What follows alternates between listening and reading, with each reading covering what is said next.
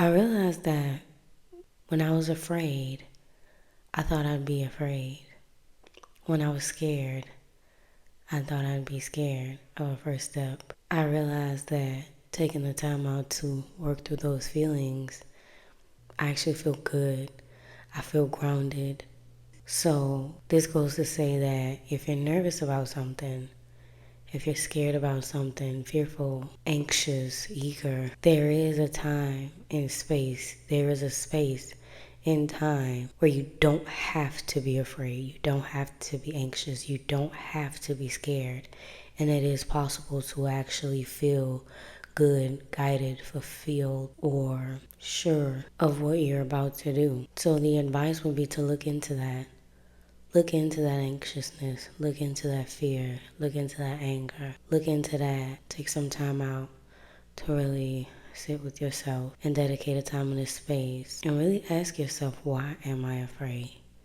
No, really, why am I scared? Because you'll find that there's a time and space, and there's a space and time where you don't have to be nervous, scared, anxious, fearful, angry, exhausted. You'll realize that there's a time and space, and a space and time where your next move feels good. Cutting off a bad habit, making peace with the severing of a relationship, leaving a job can feel good, and you don't have to be in a state of an unfavorable emotion. There's an infinite intelligence within you, and there's also a time and space, and a space and time where you don't have to worry, where you don't have to doubt, you don't have to fear, and you don't have to be insecure.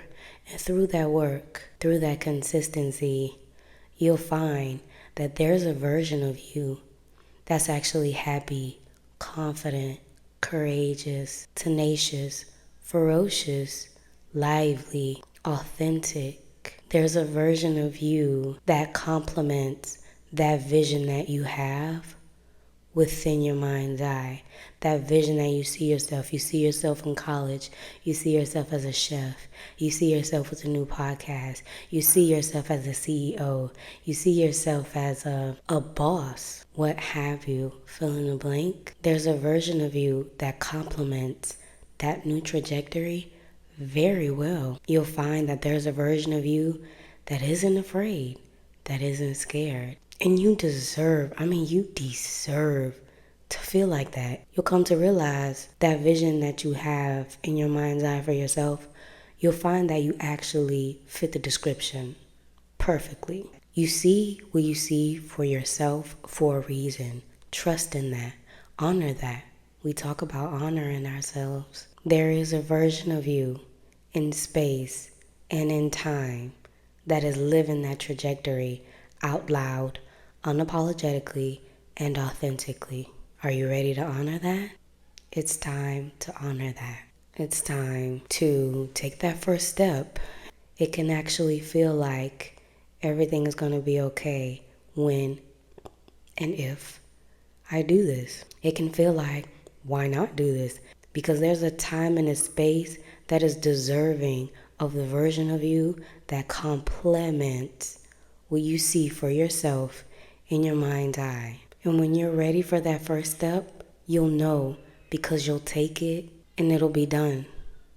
That's it. You'll realize that the fear kept you still.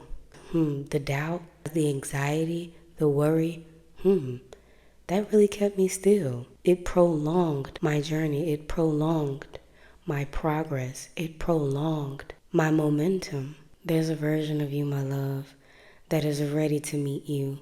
There's a version of you that is ready to see you. There's a version of you tried, true, and tested, and ready for its new trajectory. Ready for you to carve your path, for you to blaze your trail.